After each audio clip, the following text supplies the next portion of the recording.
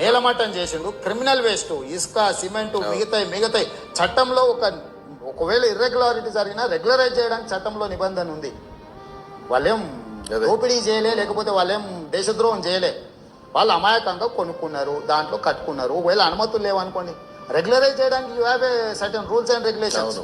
Criminal waste గా మొత్తం ఉన్న పలంగా నేలమట్టం చేయాల్సిన అవసరం ఉందా సార్?